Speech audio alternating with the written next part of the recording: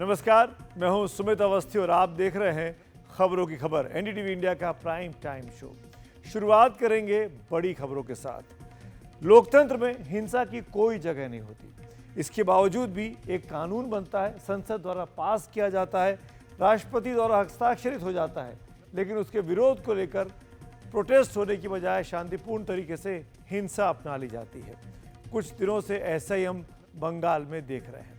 तो खबरों की खबर में हम आपको दिखाएंगे कि कैसे बंगाल में मुर्शिदाबाद के अलग अलग कस्बों और शहरों में ऐसी हिंसा भड़की कि तमाम लोग अपना घर छोड़कर पलायन करने पर मजबूर हो गए। हम आपको ये भी दिखाएंगे कि बीजेपी के इस दावे में कितना दम है कि टीएमसी नेता वक्फ की जमीन पर अपने कब्जे को बचाने के लिए जानबूझकर हिंसा फैला रहे हैं। दोनों पक्षों के तर्क और वितर्क क्या क्या हैं।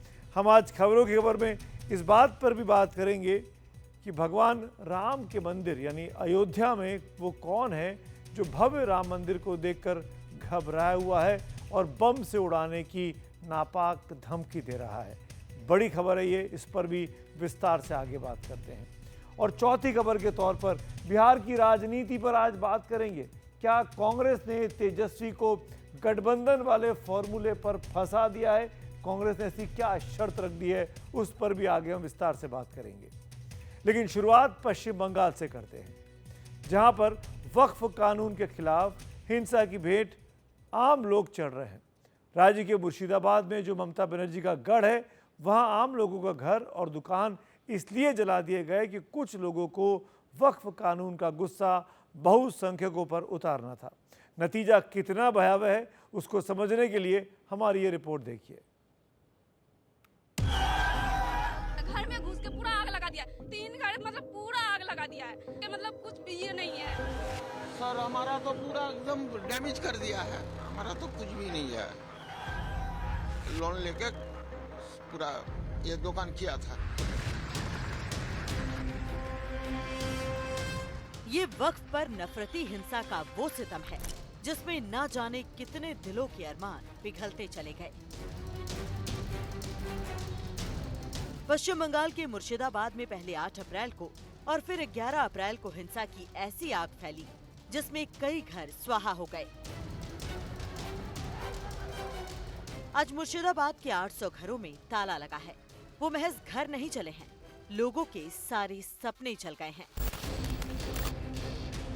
घर में घुस के पूरा आग लगा दिया। इधर साइड हम लोगों का ये मतलब घर के पीछे एक घर है, उस घर में पूरा आग लगा दिया। 3 घर मतलब पूरा आग लगा दिया है। और कुछ मतलब पानी भी पीने का ये नहीं है। सब टैंकी होंगे, सब मतलब कि सब मतलब तोड़ फोड़ के मतलब कुछ भी ये नहीं है यहाँ पे।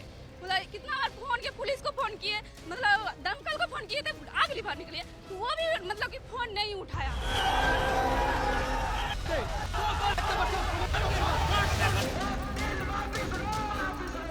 वक्फ का कानून केंद्र सरकार ने बनाया, उसको चुनौती कोर्ट में दी जा सकती है, लेकिन उन बेबस गरीब अपने कामकाज से संबंध रखने वाले आम हिंदुओं का क्या गुनाह है जिन्हें वक्फ कानून से नफरत है? वो इन हिंदुओं का घर जला दें, उनका जीना मुहाल कर दें, लेकिन ये सब हुआ। दुकानें बंद हैं, इंटरनेट बंद है, लेकिन इससे ज्यादा लोगों को लगता है कि उनका भविष्य बंद हो चुका है। हम लोग को दुकान तोड़ दिया है, आदमी को मार काट दिया है, ये सब तोड़ दिया है, ये सब चोरा के ले गया, लूटपाट करके ले गया सब कुछ। हम लोग का एक तो घर में जनाना आदमी सब छोटा छोटा लड़का बच्चा है हम लोग का, कैसे घर में रह के चाकू छुरी लेके घर में घुस जाके मार रहा है। हम लोग क्या करेंगे, कहाँ जाएंगे हम लोग, बताइए। हम लोग, मेरा घर में एक बेटा है, मेरा बेलडांगा में रहता है। उतना कष्ट कर पुलिस लोग सब ये सब लोग मेरा बेटा को लेके आया, कितना कष्ट करके आया, चिल्लाया। घर में घुस जाके घर झाड़ू के तोड़ दिया, सब कुछ तोड़ के इतना किया जो मैं छोटा बच्चा था दम निकाल लिया था।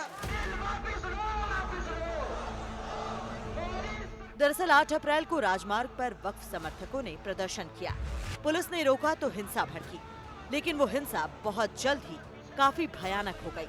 जब 11 अप्रैल को जुमे की नमाज के बाद पुलिस वैन में आग लगा दी गई, साथ ही पुलिस पर पत्थर भी फेंके गए। इस हिंसा में 3 लोगों की जान चली गई और जो बच गए उनको चिंता इस बात की है कि जब दुकानों में ही आग लगा दी गई है तो वो कमाएंगे क्या और खाएंगे क्या। मुर्शिदाबाद के ही अधीर रविदास रुंधे हुए गले से अपना दर्द बयां कर रहे हैं। हमारा तो पूरा एकदम डैमेज कर दिया है, हमारा तो कुछ भी नहीं है। और अभी प्रशासन का भरोसा में है, अगर प्रशासन कुछ दीजिएगा तो खुल पाएंगे दुकान, और नहीं तो हमारा कोई समर्थन नहीं है जो हम कुछ कर सकेंगे। हम लोन लेके पूरा ये दुकान किया था। 6-7 लाख रुपया का सामान था सर, पूरा एकदम डैमेज कर दिया है, सब निकल के जला दिया है दुकान का। हमारा क्या चाहते हैं? हम लोग चाहते हैं कि अभी शांति चाहते हैं, और जो दुकान है कुछ हमको दीजिएगा प्रशासन ने, तो हम दुकान खुल पाएंगे, नहीं तो हमारा जो बाल बच्चा है भूखा मर जाएगा सर। मुख्यमंत्री ममता बनर्जी शांति का पैगाम दे रही हैं, लेकिन उनके उपदेश पर किसी को यकीन नहीं हो रहा। इसके खास कारण भी हैं। लोगों का मानना है कि जब उपद्रवियों ने वक्फ कानून के खिलाफ हंगामा करते हुए लोगों के घरों में आग लगानी शुरू कर दी, हिंसा फैलाने लगे, तब ममता बनर्जी की पुलिस कहीं नजर नहीं आई। लोग घंटों घंटों तक फोन करते रहे, लेकिन पुलिस ने इस पर ध्यान नहीं दिया। अभी तो BSF है सर, तो अच्छा है, अभी कोई दिक्कत देखने नहीं मिलता है। अगर BSF अगर चल जाएगा तो फिर क्या होगा कोई मालूम नहीं है। लेकिन हम लोग यहाँ एक कैंप चाहते हैं BSF का। एक BSF कैंप होने से हम लोग का सुरक्षा मिलेगा। पुलिस आई थी उस समय जब? नहीं सर, हम लोग 3-3 घंटा 4 घंटा फोन किया है, लेकिन एक भी पुलिस यहाँ नहीं आया है। फोन थाने में किए थे? हाँ, फोन 3 घंटा फोन किया है सर, लेकिन पुलिस कोई भी प्रशासन नहीं आया यहाँ। BSF आया, उसके बाद हम लोग घर से निकल पाए। हिंसा की आग में जिस वक्त बंगाल के तमाम शहर धधक रहे हैं, उस वक्त ममता बनर्जी का दंगाइयों को ये नसीहत देने से काम नहीं चल सकता कि कोई कानून को अपने हाथ में ना ले, बल्कि इससे आगे बढ़कर ये बताना चाहिए कि कानून का मतलब क्या होता है और व्यवस्था कैसे काम करती है। NDTV इंडिया की रिपोर्ट।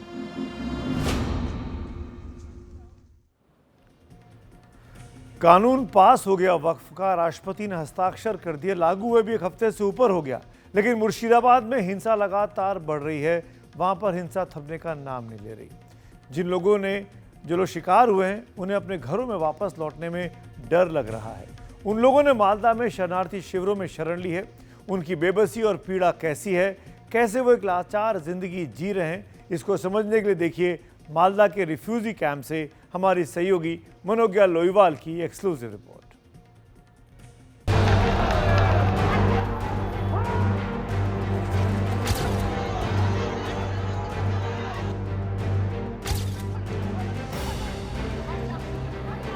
ये तस्वीरें पश्चिम बंगाल की हैं, जहां माँ, माटी और मानुष परंपरा में रचा बसा है। लेकिन मालदा के शरणार्थी शिविर की ये हृदय विदारक तस्वीरें बता रही हैं कि जब मानुष अमानुष बन जाता है तो कैसे माँ को अपनी माटी से दूर कहीं शरण लेनी पड़ती है। पंचमी मंडल वैसी ही एक माँ है जिनके पेट में 9 महीने का बच्चा पल रहा है, लेकिन मुर्शिदाबाद में वक्फ प्रेमियों की हिंसा का शिकार होकर इन्हें ऐसी स्थिति में घर छोड़कर भागना पड़ा। আমরা কি করব, যে বম ছাড়তে লাগলো তখন আমরা बमवाला पालाइलो যখন। हम क्या करते, जब बम फटे तो हम वहाँ से भागकर निकल गए। ভাত চাপাই থাকলো, আমরা পালিয়ে চলে এলাম। দৌড়ে এসছো একে নিয়ে? না দৌড়িনি, আমার ছেলেগুলো দৌড়েছে তো পড়েছে, হাতে লেগেছে, আমি আস্তে আস্তে হেঁটে এসেছি। और एक गर्भवती महिला के साथ आप कल्पना कीजिए कि किस तरह से पूरा परिवार एक जगह से दूसरी जगह आया है, और ये इनके शब्दों के जो तीर हैं वो सिर्फ कष्ट नहीं है, वो ऐसे घाव हैं जो शायद इस जिंदगी में तो भरने का नाम नहीं लेंगे। एक और माँ है सप्तमी मंडल। सप्तमी भी मुर्शिदाबाद में ही रहती थी, लेकिन वक्त पर जिन्होंने खूनी हिंसा का नंगा नाच खेला, उनके डर से ये भी अपने 6 दिन के बच्चे के साथ यहाँ रिफ्यूजी कैंप में पनाह लिए हुए हैं। पति कोलकाता में रोजी रोटी कमाते हैं, लेकिन यहाँ जिंदगी कैसी है अब बताने की जरूरत नहीं। नौको पार हुए BSF पर साहाଯ୍य और 5 मिनट होता नहीं बचते, BSF के लोग वहाँ आ गए थे। 5 मिनट देरी होले बाँचताम ना BSF आसते मोरे जेते। जिस बंगाल की पहचान माँ से है, माँ दुर्गा की आराधना में नवरात्र में 9 दिनों तक लीन रहता है जो बंगाल, उस बंगाल में माताओं का ये हाल एक महिला मुख्यमंत्री के राज में हुआ है। बंगाल में मुख्यमंत्री हैं ममता बनर्जी, लेकिन उनकी पुलिस पर बंगाल की माओं को आज रत्ती भर भरोसा नहीं है। वो शरणार्थी शिविर में एक बेबस जिंदगी जी रही हैं, फिर भी अपने घर जाने को तैयार नहीं, क्योंकि इन्हें डर है कि वहां वो वक्फ प्रेमियों की भेंट न चढ़ जाएं। इसलिए वो चाहती हैं कि पहले पैरामिलिट्री फोर्स आए, फिर वो वहां जाएंगी। जब तक संदेह है हम नहीं जाएंगे। आज तो सरकार बोल रही है, कल का नहीं मालूम। आज के कोर्ट से फिर कल का करते पारे। आज कसौटी पर ममता बनर्जी की सरकार पर लोगों का विश्वास कसा जा रहा है। अब उन्हें तय करना है कि इन महिलाओं की वेदना को अपनी संवेदना का हिस्सा बनाएंगी कि नहीं। मालदा में शरणार्थी शिविर से मनोज्ञा लोईवाल की रिपोर्ट, एनडीटीवी इंडिया के लिए।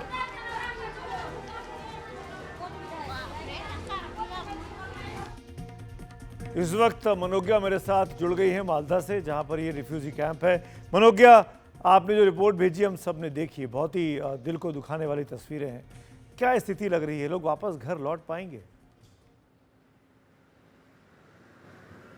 ये सवाल हर वो व्यक्ति पूछ रहा है जो वहाँ जा रहा है, और हर व्यक्ति पूछ रहा है जो वहाँ रह रहा है। खास तौर से ये महिलाएं, आप कल्पना कीजिए ना, कोई गर्भवती महिला है या फिर बाकी सारे परिवार यहाँ पर जो बैठे हुए हैं, इतनी गर्मी में चिलचिलाती धूप में दिन भर या तो बाहर रहते हैं या फिर एक ही कमरे में 25-30 लोग बैठे हुए हैं। डर की वजह से इंतज़ार है उन्हें कि वो जल्द ही लौटेंगे घर, कम से कम सुरक्षित लौटेंगे। लेकिन किसी ने भी ये नहीं कहा कि उसे प्रशासनिक व्यवस्था पर आज की तारीख में भरोसा है। उन्हें ये भरोसा ज़रूर है कि वो घर लौटेंगे, लेकिन शर्त रख रहे हैं कि बीएसएफ का कैंप हो। ये भी कह रहे हैं कि जितने भी अटैक हुए हैं वो सिर्फ हिंदुओं की दुकानों को देख कर हुए हैं या फिर धर्म के आधार पर हुए हैं। अगर ये भी है तो ये प्रशासन के ऊपर एक ऐसा सवाल है जिसका जवाब प्रशासन ही दे सकता है, लेकिन भरोसा कायम करने का काम सिर्फ इसी तरह से होगा। आज जिन महिलाओं से हमने बात की या आसपास के जिन इलाकों में हम गए, उसमें यही है कि वेदना के साथ थोड़ी सी संवेदना चाहिए सरकार।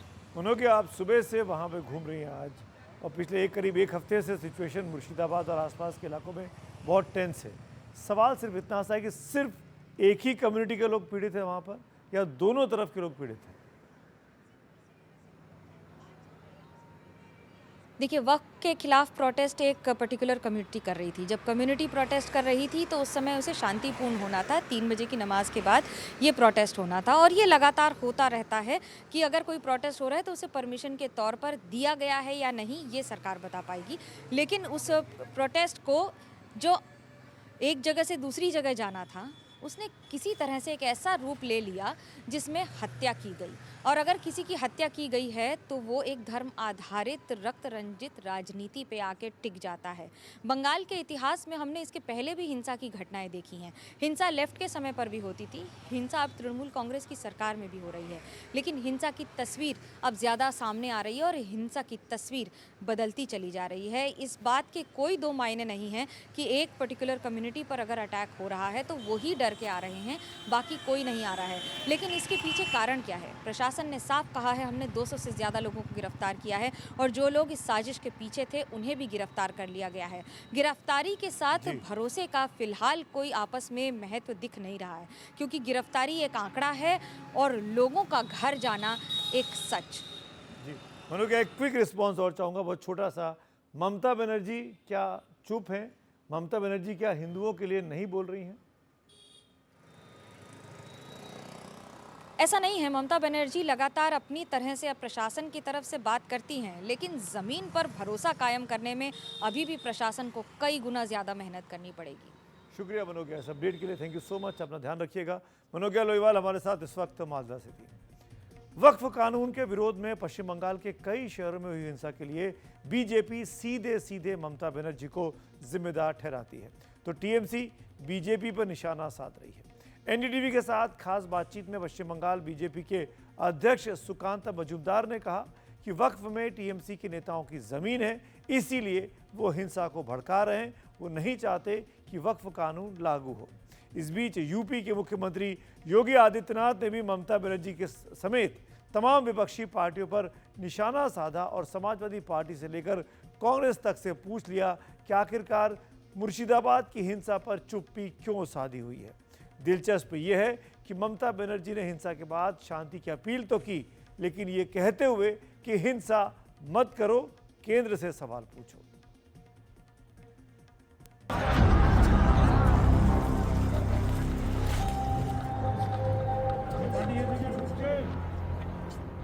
लोगों के आशियाने में आग नहीं लगती। अगर ममता बनर्जी की बातों पर उन्होंने गौर किया होता, जिन्होंने आग लगाई।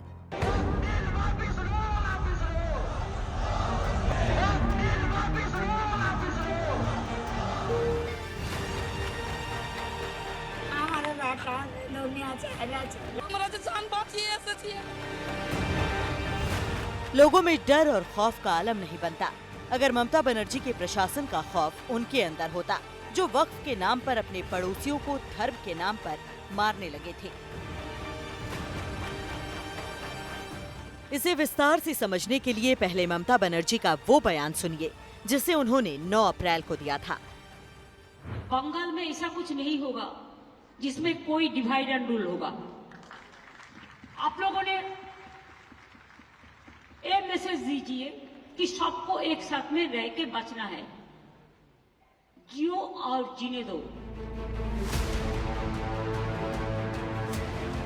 ये संयोग है या कोई प्रयोग कि 9 अप्रैल को ममता ने प्रेम और भाईचारे का संदेश दिया और 11 अप्रैल को मुर्शिदाबाद धधकने लगा। सवाल है कि वक्फ पर हिंसा मुर्शिदाबाद जिले में ही क्यों फैली? पहले इसका जवाब जान लीजिए। मुर्शिदाबाद में लोकसभा की 3 सीटें आती हैं और तीनों पर टीएमसी यानी ममता बनर्जी की पार्टी का दबदबा है। मुर्शिदाबाद से टीएमसी के अबू ताहिर खान सांसद हैं, वहीं दूसरी सीट जंगीपुर से खलीलुर रहमान सांसद हैं, जबकि बहरामपुर से पूर्व क्रिकेटर यूसुफ पठान सांसद हैं और वो भी टीएमसी से ही हैं। मुर्शिदाबाद में विधानसभा की 22 सीटें आती हैं और उनमें से भी 20 पर तृणमूल कांग्रेस के ही विधायक हैं। अब अगर वहां हिंसा फैली तो उसमें वहां के सांसद और विधायक कैसे बच सकते हैं?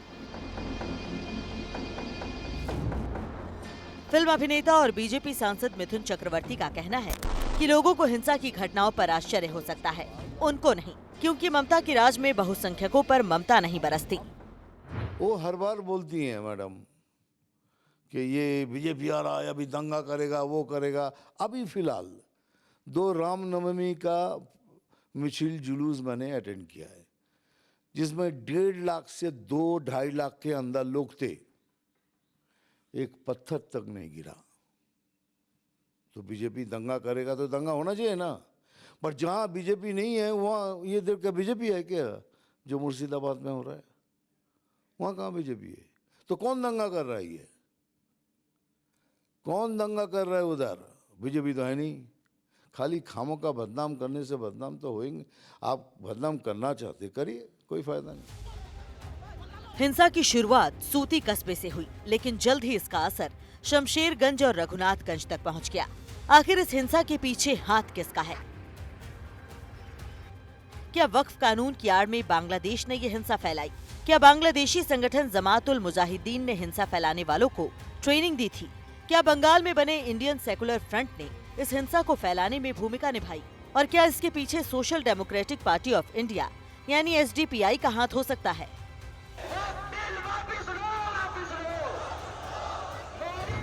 सवाल पुलिस प्रशासन पर भी उठ रहे हैं और ममता सरकार के ढीले ढाले रवैये पर भी कि आखिर दंगाइयों को इतनी छूट मिली कैसे? इसका इलाज उत्तर प्रदेश के मुख्यमंत्री योगी आदित्यनाथ बता रहे हैं। बिना डंडे के मानेंगे नहीं। आप देख रहे होंगे बंगाल जल रहा है, वहां की मुख्यमंत्री चुप है, दंगाइयों को शांति दूत कहती है। अरे लातों के भूत बातों से कहां मानने वाले हैं? लेकिन सेकुलरिज्म के नाम पर इन लोगों ने दंगाइयों को दंगा करने की पूरी छूट दे रखी है। पूरा मुर्शिदाबाद पिछले 1 सप्ताह से चल रहा है, सरकार मौन है। बहनों और भाइयों, इस प्रकार की अराजकता पे लगाम लगनी चाहिए और मैं धन्यवाद दूंगा इस बात के लिए वहां की माननीय न्यायालय को, जिन्होंने वहां पर केंद्रीय बलों की तैनाती करके वहां के अल्पसंख्यक हिंदुओं की सुरक्षा की व्यवस्था करने के लिए कदम उठाया है। West Bengal police and administration of Mamata Banerjee very quickly took control of the situation, तब तो कुछ ना कुछ और बारूद डालना है। योगी आदित्यनाथ का ये बयान तो वो बारूद का काम करेगा, ये सब साजिश है। अब सवाल है कि वक्फ कानून पर पश्चिम बंगाल में सबसे ज्यादा हंगामा क्यों बरपा हुआ है। इसको समझने के लिए पहले पश्चिम बंगाल में मुसलमानों की स्थिति के बारे में जान लीजिए। एक रिपोर्ट के मुताबिक पश्चिम बंगाल के ग्रामीण क्षेत्रों में कम से कम 38% मुस्लिम परिवार प्रति माह 2500 रुपए या उससे कम कमाते हैं। ये रकम गरीबी रेखा से नीचे की आबादी के लिए तय पैमाने का आधा ही है। दूसरी तरफ सिर्फ 3.4% परिवार ही 15,000 रुपए और उससे अधिक कमाई करते हैं। बीबीसी की एक रिपोर्ट के अनुसार ग्रामीण क्षेत्रों में रहने वाले 10 मुस्लिम परिवारों में से लगभग 8 परिवारों की मासिक आय 5,000 रुपए या उससे कम है। अगर बेरोजगारी की बात करें तो पश्चिम बंगाल में मुसलमानों में बेरोजगारी दर भी अन्य राज्यों की तुलना में ज्यादा है। रोजगार के मामलों में पश्चिम बंगाल के मुसलमानों की हालत बिहार, असम और उत्तर प्रदेश से भी बुरी है। बीबीसी की ही एक रिपोर्ट के मुताबिक राज्य में प्रति 1000 मुसलमानों में अनियमित मजदूरी करने वालों की संख्या 483 है। बीजेपी नेता मिथुन चक्रवर्ती ने एनडीटीवी से बात की तो इसी सवाल को उठाया।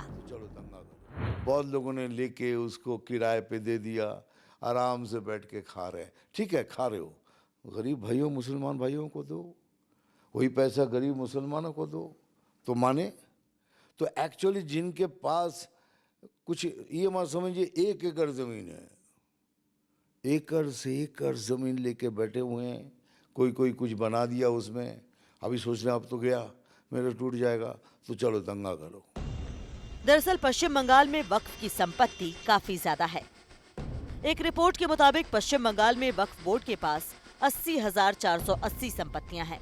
अगर उनकी अचल संपत्ति यानी जमीन की बात करें तो पश्चिम बंगाल में वक्फ बोर्ड की कुल जमीन 82,000 एकड़ से भी ज्यादा है। बीजेपी के प्रदेश अध्यक्ष सुकांत मजूमदार का आरोप है कि वक्फ की जमीन पर टीएमसी नेताओं का कब्जा है और उसे बचाए रखने के लिए वो राज्य को हिंसा की आग में झोंक रहे हैं। ये जो वक्फ प्रॉपर्टीज़ है स्पेशली कलकत्ता और प्रमुख जगहों पे, इन वक्फ प्रॉपर्टियों के ऊपर तृणमूल कांग्रेस के बहुत सारे नेताओं का उसमें वर्चस्व है, वो उसको पकड़ के रखे, उन्होंने उसको दखल कर लिया है। इससे लोगों की ध्यान वहाँ से हटाने के लिए ये कोशिश की जा रही है। रिसेंटली एक रिपोर्ट निकला जिस रिपोर्ट में देखा जा रहा है, बंगाल के प्रमुख दिल्ली में निकला कि फिराद हकीम साहब जो मेयर भी है आप जानते हैं, वहाँ पे महावीर मस्जिद से लेकर अलीपुर तक यहाँ पे लगभग 35 बीघा वक्फ की प्रॉपर्टी है। उसमें से 5 बीघा फिराद हकीम साहब और उनके धर्मपत्नी जी ने लेकर वहाँ पे एक मार्बल का शोरूम, मार्बल स्टोन जो होता है उसका शोरूम चलाते हैं। मैं खुद उपस्थित था राज्यसभा में, उस समय टीएमसी के सांसद, राज्यसभा सांसद नदीमुल हक उर्दू में भाषण दे रहे थे। बाद में मुझे पता चला कि नदीमुल हक के नाम पे ताल बागान बोल के एक उत्तर कलकत्ता में एक जगह है, वहाँ पे 22 कट्ठा, कलकत्ता के हाट में 22 कट्ठा ज़मीन का कितना कीमत होता है आपको मालूम होगा। उनके नाम पे रिपोर्ट आया है कि 22 कट्ठा ज़मीन वो खुद हड़प के रखी है। बीजेपी का आरोप है कि टीएमसी 2 कारणों से दंगे फैला रही है। एक अपने नेताओं की वक्फ जमीन पर कब्जा बचाने के लिए और दूसरा 26 नौकरियों में मुख्यमंत्री ममता बनर्जी और उनकी पार्टी के भ्रष्टाचार को छुपाने के लिए। एनडीटीवी इंडिया की रिपोर्ट। और अब आपको वक्फ से जुड़ी खबर दिखाते हैं, लेकिन इस बार तमिलनाडु से। नया वक्फ कानून अमल में आने के बाद वक्फ बोर्ड की तरफ से नोटिस का एक मामला सामने आया है। तमिलनाडु के वेल्लोर में लगभग पूरे गांव को वक्फ ने जमीन खाली करने का नोटिस दे दिया। गांव वाले कह रहे हैं कि उनकी 4 पीढ़ियां जिस जमीन पर रह रही हैं वो अचानक वक्फ की कैसे हो सकती हैं। तमिलनाडु वो राज्य है जहां की सरकार पश्चिम बंगाल की तरह वक्फ कानून का विरोध कर रही है। ये रिपोर्ट देखिए।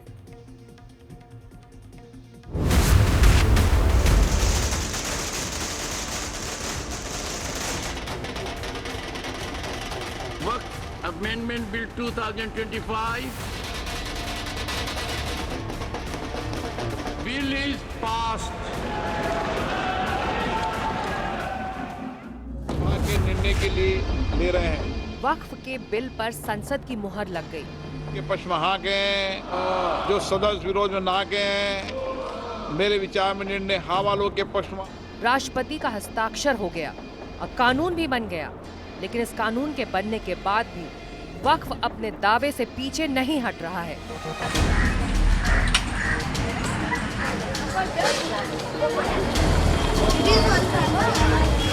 तमिलनाडु के वेल्लोर से एक ऐसी घटना सामने आई है, जहां कट्टुकोलाई गांव के 150 लोगों को वक्फ का नोटिस मिला है।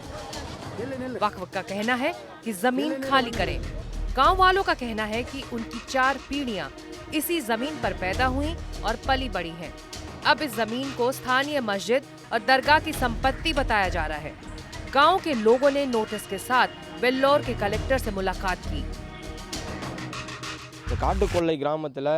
कट्टुकोलाई गांव के करीब 150 ग्रामीणों को विरंचीपुरम में सैयद अली मस्जिद से नोटिस मिला है। ये मस्जिद गांव से 4 किलोमीटर दूर है। करीब 4 पीढ़ियों से कट्टुकोलाई में लोग रह रहे हैं। ग्रामीणों ने टैक्स भी चुकाया है। अब लोगों को नोटिस मिला है जिसमें कहा गया है कि भूमि वक्फ की संपत्ति है। यहाँ तक कि गांव के एक व्यक्ति ने पट्टे के लिए आवेदन किया, लेकिन उसका पट्टा भी जमात के हस्तक्षेप से रोक दिया गया।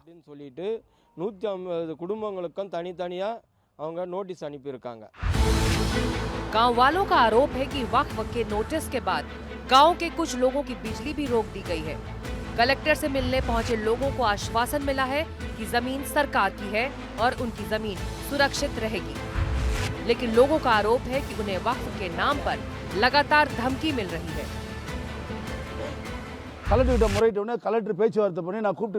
हाल ही में वक्फ बिल पास हुआ है और उसके बाद अचानक हमसे जमीन का टैक्स मांगा जा रहा है। वेल्लोर के कई गांवों में ऐसे केस सामने आए हैं। वक्फ के नाम पर धमकी दी जा रही है।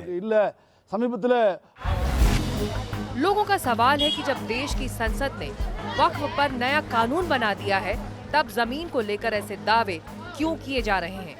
हमने यही सवाल कानून के जानकारों से किया और उनसे पूछा कि तमिलनाडु में जो घटना सामने आई उसमें आगे क्या होगा। इस मामले में कोई पॉलिटिकल इंटरफेरेंस नहीं चलता है, क्योंकि डीसी को भी पता है कि उसकी डिसीजन के खिलाफ जो है एग्रीड पार्टी जो है वो ट्रिब्यूनल में जा सकते हैं और उसके बाद हाई कोर्ट में जाते हैं। इसलिए कोई पॉलिटिकल इंटरफेरेंस इन मामलों में नहीं होगा।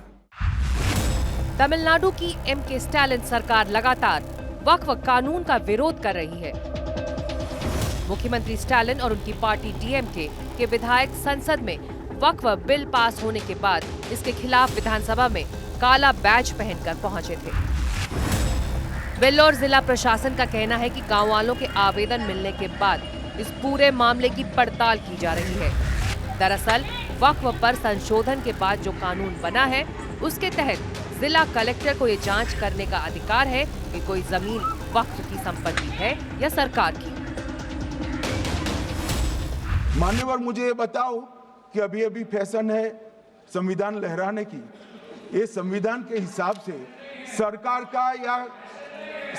का या किसी भी निजी संस्था का कोई भी फैसला मान्यवर कायदे की कोर्ट से बाहर कैसे हो सकता है? कोई भी फैसला हो, ये देश की अदालत वो फैसले तक रुचि नहीं रखेगी। नागरिक ग्रीवेंसेस लेकर कहां जाएंगे? जिसकी भूमि हड़प कर ली गई वो कहां जाएगा? ऐसा नहीं चलेगा। आपकी वोट बैंक के लिए आपने किया था, हम खारिज कर रहे हैं, हम खारिज कर रहे हैं। ऐसा नहीं चलेगा। अदालत में जाइए, जिसको ग्रीवेंसेस है इधर और साइड से, और अदालत न्याय करेगी। न्याय के लिए तो अदालतें बनी हैं। वेल्लोर की घटना अपने आप में नई नहीं है। इसके पहले भी तमिलनाडु के तिरुचिरापल्ली में वक्फ बोर्ड ने लगभग 480 एकड़ जमीन पर अपना दावा किया था। कमाल की बात तो ये है कि उस जमीन पर 1500 साल पुराने चोला वंश के जमाने का मंदिर मौजूद है। लेकिन वेल्लोर की घटना इस मामले में खास है कि कानून में संशोधन के बाद ऐसी कोई घटना सामने आई है।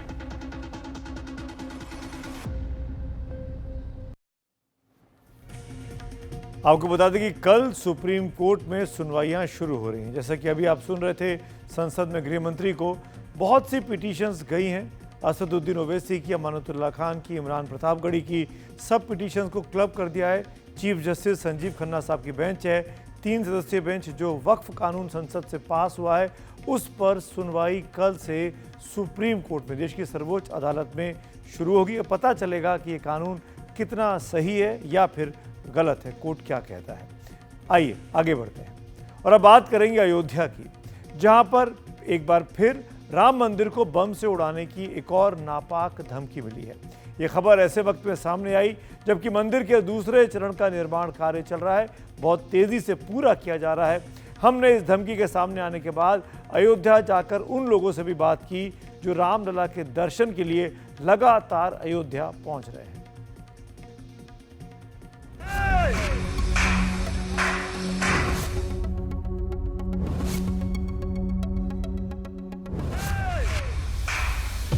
ऐसे में जबकि राम मंदिर के निर्माण के दूसरे चरण का कार्य तेजी से आगे बढ़ रहा है, एक धमकी भरा ईमेल भेजा गया है। इस मेल के जरिए अयोध्या के राम मंदिर को बम से उड़ाने की धमकी दी गई है। धमकी देने वालों ने यह भी लिखा है कि मंदिर की सुरक्षा बढ़ा लो। राम मंदिर को उड़ाने की गीदड़ भभकियां और साजिशें पहले भी सामने आई हैं, लेकिन ताजा धमकी ऐसे वक्त में दी गई है जबकि हाल ही में रामनवमी का त्योहार बीता है और अयोध्या के मंदिर में निर्माण कार्य भी चल रहा है। ताजा मामले में राम जन्मभूमि ट्रस्ट कार्यालय के अकाउंट ऑफिसर महेश कुमार ने मुकदमा दर्ज कराया है। एफआईआर में क्या है आप भी देखिए। अवगत करना है कि श्री राम जन्मभूमि ट्रस्ट की मेल आईडी पर दिनांक 12 अप्रैल 2025 को सुबह 7:08 और 26 सेकंड पर राम मंदिर को आईडी विस्फोट के जरिए मंदिर और यहां आए श्रद्धालुओं को उड़ा देने के संबंध में कृष्णा कोलाइकरण नाम के आईडी से मेल किया गया है। इस मेल के माध्यम से काफी घातक और संगठित अपराध के जरिए इस घटना की धमकी दी गई है। अयोध्या मंदिर को उड़ाने के लिए धमकी भरा मेल मिलने के बाद आप देख सकते हैं एनडीटीवी की टीम इस समय ग्राउंड जीरो पर है और ये वो मंदिर का मुख्य द्वार है। साफ तौर से देखा जा सकता है कड़ी सुरक्षा व्यवस्था के बीच में लोग मंदिर में दर्शन करने जा रहे हैं। कहीं किसी को कोई दिक्कत नहीं है, लोग अपनी सुगमता के साथ दर्शन कर रहे हैं और जिस तरीके से इसको लेकर अलर्ट है, 3 लेयर सुरक्षा व्यवस्था बनाई गई है यहाँ पर और यहाँ पर मंदिर की इस समय 4 चौबंद सुरक्षा व्यवस्था देखी जा सकती है। ज्यादा दिन नहीं बीते हैं जब दुनिया ने देखा कि अयोध्या में रामलला के दर्शन के लिए किस तरह श्रद्धा का समंदर उमड़ पड़ा। महाकुंभ के दौरान संगम पर पवित्र स्नान के लिए जो लोग पहुंचे थे उनमें से ज्यादातर लोग अयोध्या भी गए और भगवान के दर्शन पूजन के साथ ही अपने तीर्थ को पूर्ण किया। लेकिन प्रयागराज महाकुंभ के बाद सुरक्षा एजेंसियों ने राम मंदिर के खिलाफ रची जा रही एक और साजिश को नाकाम कर दिया था। मार्च के महीने की शुरुआत में गुजरात एटीएस और हरियाणा पुलिस ने एक जॉइंट ऑपरेशन में फरीदाबाद से आतंकी अब्दुल रहमान को गिरफ्तार किया था। अब्दुल के पास 2 हैंड ग्रेनेड मिले थे। अब्दुल अयोध्या के पास मिल्कीपुर का रहने वाला था और इस्लामिक स्टेट खुरासान प्रोविंस से जुड़ा हुआ भी था। एनडीटीवी ने आपको ये खबर दिखाई थी कि कैसे उस वक्त पाकिस्तानी खुफिया एजेंसी आईएसआई ने इस्लामिक स्टेट खुरासान प्रोविंस के जरिए हमले की पूरी स्क्रिप्ट लिख दी थी। यानी 1.5 महीने पहले आतंकी अब्दुल फरीदाबाद से हैंड ग्रेनेड लेकर अयोध्या जाने की फिराक में था, लेकिन साजिश को अंजाम देने की कोशिशों से पहले ही वो गिरफ्तार कर लिया गया और अब एक बार फिर अयोध्या के राम मंदिर को विस्फोटक से उड़ाने की धमकी दी गई है। और ये धमकी ऐसे वक्त में दी गई है जबकि राम मंदिर के निर्माण कार्य का दूसरा चरण जारी है। और पहले अब्दुल रहमान आया था जो राम मंदिर को निशाना ले करके, तो भगवान राम की कृपा से और योगी के प्रशासन में गुंडागर्दी तो सब समाप्त हो गया है। इसीलिए योगी महाराज की प्रशासन ने तत्काल उसको पकड़ा और अब ईमेल के जरिए जो धमकी आ रहा है, तो मैं प्रशासन से, उत्तर प्रदेश की सरकार से कहना चाहता हूं कि राम मंदिर पर अधिक सुरक्षा होनी चाहिए। देखिए, ये जो मेल आते हैं ये सब आते रहते हैं, आज से नहीं आ रहे हैं। इसके पहले भी कई घटनाएं हो चुकी हैं, ठीक है। इसके पहले भी कई धमकियां मिल चुकी हैं, आतंकवादी घटनाएं हो चुकी, लेकिन कोई कुछ नहीं बिगाड़ सका। जहाँ पे बजरंगबली महाराज ठीक है स्वयं विराजमान हो, वहाँ पे कोई कुछ नहीं कर सकता, किसी की कोई हैसियत हिम्मत नहीं। हाँ, तो आते रहते हैं। ये सब जो बताया आपने धमकियाँ, ये सब तो न्यूज़पेपर में आए दिन हम लोग सुनते रहते हैं, तो ये सब बड़ी बात नहीं है। और बाकी योगी जी का शासन है, को और महाराज जी का शासन है। सोमवार को मंदिर के गर्भगृह के मुख्य शिखर पर कलश स्थापना की तस्वीरें सामने आई थीं। ऐसा माना जा रहा है कि मंदिर के जो कार्य बाकी रह गए हैं वो भी अक्टूबर तक संपन्न हो जाएंगे। अभी परकोटा के 6 मंदिरों में कलश स्थापन होंगे, फिर ध्वजदंड की स्थापना होगी। मंदिर के भूतल पर रामलला विराजमान है। प्रथम तल पर राम दरबार आएंगे। परकोटा के 6 मंदिरों में देवताओं की प्रतिष्ठा होगी। सप्त मंदिर की मूर्तियों की स्थापना पूरी हो चुकी है। शेषावतार मंदिर की स्थापना भी इसी वर्ष में हो जाएगी और इस प्रकार मंदिर निर्माण के कार्य में तीव्र गति से प्रगति हुई है। इस धमकी भरे मेल के बाद सर्च ऑपरेशन भी चलाया गया है। अयोध्या के साथ साथ बाराबंकी और दूसरे पड़ोसी जिलों में भी सतर्कता बढ़ाई गई है। दरअसल मंगलवार को उत्तर प्रदेश के दूसरे कई जिलों में भी बम विस्फोट की धमकियां दी गई हैं। खबर है कि बाराबंकी, फिरोजाबाद, चंदौली और अलीगढ़ में भी ऐसे ही मामले सामने आए। बाराबंकी में डीएम ऑफिस को बम से उड़ाने की धमकी मिली।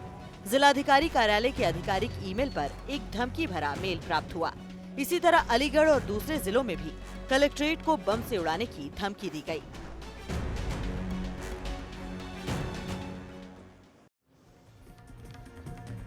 बाईस जनवरी 2024 जब से रामलला की प्राण प्रतिष्ठा हुई है, तब से लगातार अयोध्या में सुरक्षा को लेकर तरह तरह की धमकियां, तरह तरह के विवाद सामने आते रहे, लेकिन वहां पर सुरक्षा बहुत ही चाक चौबंद है।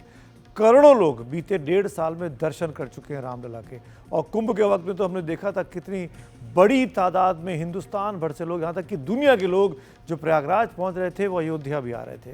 तो ऐसे में ये मेल जो आया है ये कितना सीरियस है ये तो जांच का विषय है। पर इस बीच में उत्तर प्रदेश सरकार ने कुछ प्रशासनिक फेरबदल किए हैं।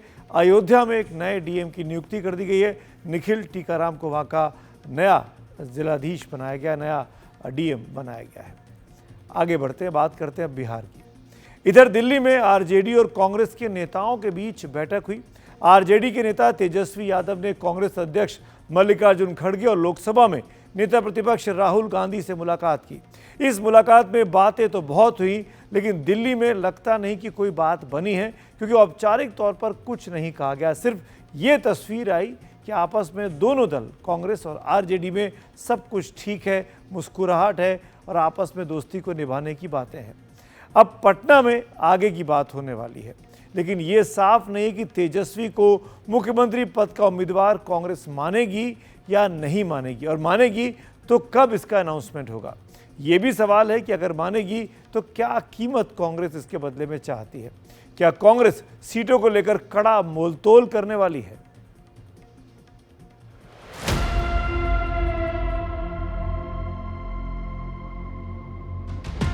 अमित शाह अंकल आए, उन्होंने भी कहा कि पिताजी रहेंगे सीएम फेस। फिर सम्राट चौधरी जी भी ने कहा कि वो तो 15 साल हमारे साथ हैं, तो पिताजी के नेतृत्व में लड़े, चुनाव जीते हैं और विकास का काम जारी रखें। नीतीश कुमार के बेटे निशांत कुमार को यकीन है कि उनके अमित शाह अंकल ने जो कहा है वो करेंगे, यानी बिहार में अगले विधानसभा चुनाव में मुख्यमंत्री पद का चेहरा नीतीश कुमार ही होंगे। लेकिन विपक्षी खेमे के महागठबंधन में तेजस्वी यादव मुख्यमंत्री बनेंगे कि नहीं, इस पर अभी उनके खड़गे अंकल ने मुंह नहीं खोला है। हालांकि पटना से उड़कर तेजस्वी यादव दिल्ली पहुंचे थे और कांग्रेस अध्यक्ष मल्लिकार्जुन खड़गे से मुलाकात भी की। उस मुलाकात में खास मौजूदगी लोकसभा में विपक्ष के नेता राहुल गांधी की थी। बातें बहुत हुई, लेकिन अभी तेजस्वी के नाम पर ऐलान का शुभ मुहूर्त नहीं आया है। काफी पॉजिटिव बातचीत हुई है और हम सब लोग 17 तारीख को भी जो है अदर अलायंस पार्टनर के साथ जो लेफ्ट पार्टी है, वीआईपी पार्टी है, कांग्रेस और आरजेडी, पटना में भी हम लोग बैठेंगे। हम लोगों की पूरी तैयारी है और हम लोगों का पूरा मजबूती के साथ बिहार को आगे ले जाने का संकल्प है। बिहार में महागठबंधन में असली पेच आरजेडी और कांग्रेस के बीच भी फंसा है। पिछले विधानसभा चुनाव में कांग्रेस ने 70 सीटों पर लड़कर 19 सीटें जीती थी। कांग्रेस फिर से ज्यादा सीटें लड़ना चाहती है, लेकिन आरजेडी कांग्रेस को ज्यादा सीटें देकर अपनी उम्मीदों को फुस करना नहीं चाहती। कांग्रेस का तर्क है कि पिछली बार उसे वैसी सीटें दी गई जहां जीतने की संभावना थी ही नहीं, लेकिन आरजेडी को लगता है कि अगर लोगों का ज्यादा भरोसा उस पर या कम्युनिस्ट पार्टियों पर है तो कांग्रेस को ज्यादा सीटें क्यों दें। और अब तो महागठबंधन में 2 नए चेहरों की एंट्री हो चुकी है, एक मुकेश साहनी की, दूसरे लोक जनशक्ति पार्टी के नेता पशुपति पारस की।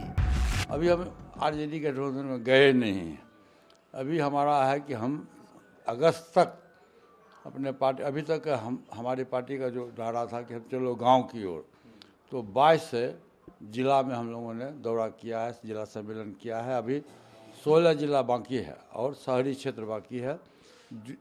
अगस्त तक हम लोग का प्लानिंग है कि हम 3800 जिला में 243 सीट पर हम जाके सम्मेलन करें, संगठन को मजबूत करें। जो हमारा वोटर है, जो हमारा सपोर्टर है, उसकी क्या इच्छा है, उसकी इच्छा के अनुकूल और क्या समस्या है, उस समस्या का हम समाधान करें। और जब समय आएगा, जब चुनाव का बहुत नज़दीक समय आएगा, तो फिर हमको जिस गठबंधन के साथ है।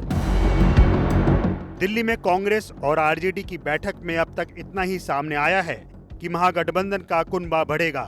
सभी दलों में तालमेल के लिए समन्वय समिति बनेगी। चुनाव न्यूनतम साझा कार्यक्रम पर लड़ा जाएगा। 17 अप्रैल को पटना में राज्य स्तर से सभी दलों के नेताओं की मुलाकात होगी। फिर 19 और 20 अप्रैल को जब मल्लिकार्जुन खड़गे बिहार में होंगे तो बात और भी आगे बढ़ेगी। इस बीच कांग्रेस कन्हैया कुमार की पदयात्रा, नए प्रदेश अध्यक्ष राजेश कुमार की दलितों जोड़ो रणनीति और नए प्रभारी कृष्णा अलावरू के आक्रामक तेवर के त्रिकोण से अपने लिए मजबूत जनाधार का चौथा कोण ढूंढ रही है। वो अपनी ताकत भी दिखाना चाह रही है और कांग्रेस के साथ दोस्ती की दुहाई भी दे रही है। देखिए, ऐसा है कि जैसे कि मैंने कहा कि हम लोग अलग अलग तिथि पर बैठ के, चूंकि हम लोग 5 पार्टनर हैं, उस पर हम लोग सारे पॉइंट पर विमर्श किए हैं और उस पॉइंट पर टाइम टू टाइम बैठेंगे और बैठने के बाद जैसे जैसे निर्णय होगा हम लोग आगे बढ़ेंगे। 2010 के विधानसभा चुनावों में कांग्रेस और आरजेडी में गठबंधन नहीं हो पाया था। नतीजा ये हुआ कि एनडीए को प्रचंड जीत मिली थी और आरजेडी 22 तो कांग्रेस 4 सीटों पर सिमट गई थी। जाहिर है दोनों उस अतीत को दोहराना नहीं चाहते, लेकिन लगे हाथ अपनी ताकत को कम दिखाना भी नहीं चाहते। दिल्ली से मनोरंजन भारती की report, NDTV India. Rahul Gandhi सुबह दिल्ली में थे, तेजस्वी यादव से मुलाकात कर रहे थे, फिर वो गुजरात चले गए पार्टी के संगठन को खड़ा करने के लिए, वहां कोशिश कर रहे हैं। लेकिन इस बीच में दिल्ली से एक बड़ी खबर आ गई और ये खबर दोनों के लिए, राहुल के लिए और उनकी माता सोनिया गांधी के लिए अच्छी खबर नहीं है। पहली बार किसी मामले में दोनों का नाम आरोपी के तौर पर शामिल हो गया है। चार्जशीट दाखिल हो गई है। दिल्ली के राउज एवेन्यू कोर्ट में प्रवर्तन निदेशालय ने national Herald money laundering case में बड़ी कार्रवाई करते हुए कांग्रेस के नेता राहुल गांधी, जो कि प्रतिपक्ष के नेता भी हैं लोकसभा में, और सोनिया गांधी, जो कि कांग्रेस की अध्यक्ष रह चुकी हैं, और कांग्रेस के दूसरे बड़े नेताओं जैसे कांग्रेस ओवरसीज के प्रमुख सैम पित्रोदा के खिलाफ चार्जशीट दाखिल कर दी है। ये पहला मामला है जब सोनिया गांधी और राहुल गांधी को किसी आरोप पत्र में आरोपी नंबर 1 और आरोपी नंबर 2 बनाया गया है, यानी कोई भी चार्ज उन पर लगे हैं।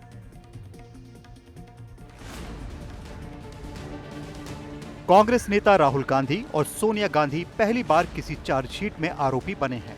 उनके खिलाफ ईडी ने नेशनल हेराल्ड मनी लॉन्ड्रिंग मामले में राउज एवेन्यू कोर्ट में चार्जशीट दाखिल कर दी है।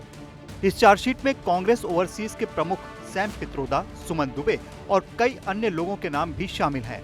कोर्ट ने आरोपों पर संज्ञान लेने के लिए 25 अप्रैल की तारीख तय की है। Ms. Sonia Gandhi and other members of the Gandhi family or the late Mr. Motilal Vora. ये एक फर्जी मामले में आरोप पत्र दाखिल करने से ज्यादा कुछ नहीं है, एक ऐसे मामले में जिसका अस्तित्व ही नहीं है, लेकिन वैसे भी इस पर विवाद हो रहा है। मुझे लगता है कि सरकार इस मामले की जांच करके केवल खुद को और अपने राजनीतिक बर्बरता के अभियान को उजागर कर रही है। by such matters is only exposing itself and its campaign of political vendetta. ED के मुताबिक इस मामले में करोड़ों रुपए की संपत्ति की हेराफेरी हुई है। एजेंसी ने अब तक करीब 751 करोड़ रुपए की संपत्ति जब्त की है। इसमें से 661 करोड़ की प्रॉपर्टी एजेएल और करीब 90 करोड़ की प्रॉपर्टी यंग इंडिया से जुड़ी हुई बताई जा रही है। इस केस में सोनिया गांधी, राहुल गांधी, ऑस्कर फर्नांडिस, मोतीलाल वोरा और सुमन दुबे आरोपी हैं। ईडी पहले ही गांधी परिवार से इस मामले में पूछताछ कर चुकी है। अब देखना होगा कि 25 अप्रैल को कोर्ट इस मामले में क्या रुख अपनाता है। और अब एक हमने आपको कल खबर दिखाई थी, उसका फॉलोअप दिखाते हैं। दिल्ली में लक्ष्मीबाई कॉलेज है, वहाँ के प्रिंसिपल ने ठंडा करने के लिए अपने कमरे को गोबर से लीपा था। आज उसका जवाब मिला है। कुछ छात्र कॉलेज के ही सही उनके कमरे में गए और उसके बाद उन्होंने क्या किया, गोबर कांड पार्ट 2 इस पूरी स्टोरी में देखिए। जो प्रयोग उन्होंने छात्रों की क्लासरूम रिसर्च प्रोजेक्ट का ज्ञान मुझे मत दीजिए आप। हम मैडम के आज रूम में जो रिसर्च उन्होंने करी है वो रिसर्च यहाँ भी लागू होनी चाहिए। कुछ याद आया आपको? चलिए एक साथ आपको 2 तस्वीरें दिखाते हैं, फिर पूरा घटनाक्रम याद आ जाएगा। पहले दिल्ली यूनिवर्सिटी के लक्ष्मीबाई कॉलेज की प्रिंसिपल का एक वीडियो वायरल हुआ, जिसमें वो क्लासरूम की दीवारों पर गोबर का लेप करती दिखाई दे रही हैं। लक्ष्मीबाई कॉलेज की प्रिंसिपल प्रत्यूष वत्सला का कहना था कि ये एक रिसर्च प्रोजेक्ट का हिस्सा था। अब दिल्ली यूनिवर्सिटी स्टूडेंट्स यूनियन के प्रेसिडेंट रौनक खत्री इन्हीं प्रिंसिपल मैडम के दफ्तर में गोबर लेकर पहुंच गए। तर्क ये दिया कि रिसर्च ही तो है, यहाँ भी होनी चाहिए।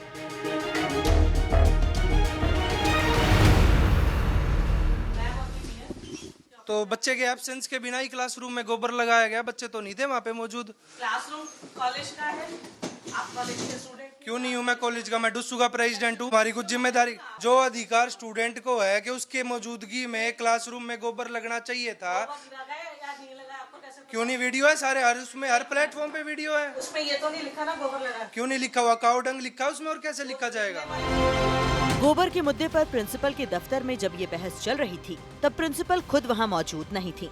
वाइस प्रिंसिपल ने बहुत कोशिश की, लेकिन रिसर्च पर आमादा डूसू प्रेसिडेंट को नहीं रोक सकी। आपका परिचय मैडम?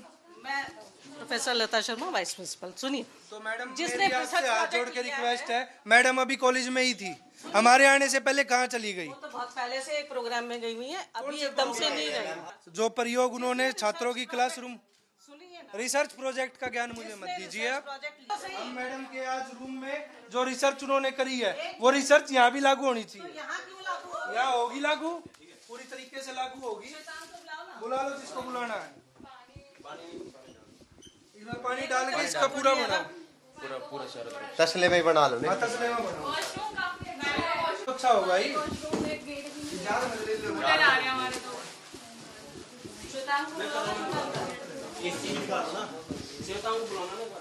एक ही दिन में साफ हो जाएगा। अभी एक ही दिन में, एक दिन के अंदर गोबर साफ करा देंगे अपने रूम में से।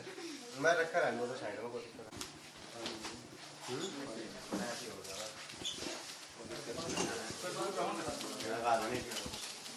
भाई ऐसे लगाओ, इसने पूरा मुंह लगाओ भाई, मुंह लगाओ ऐसे ऐसे।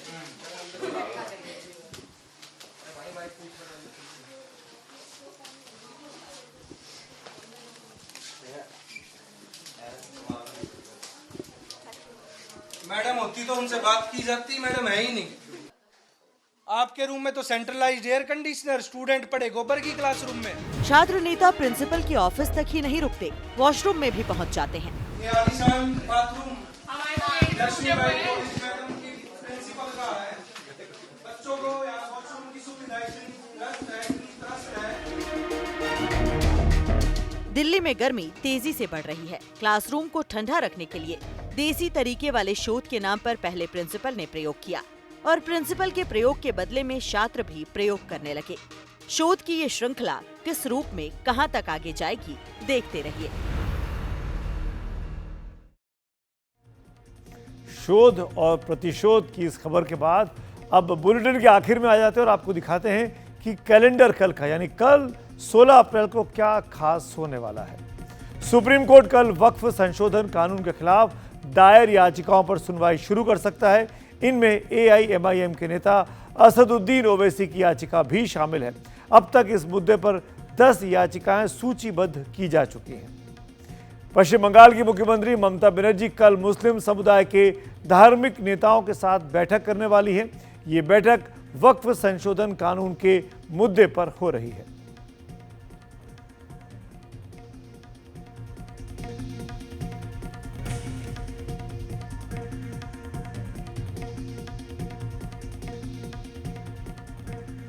तो कल का दिन खबरों से काफी ज्यादा भरा रहने वाला है।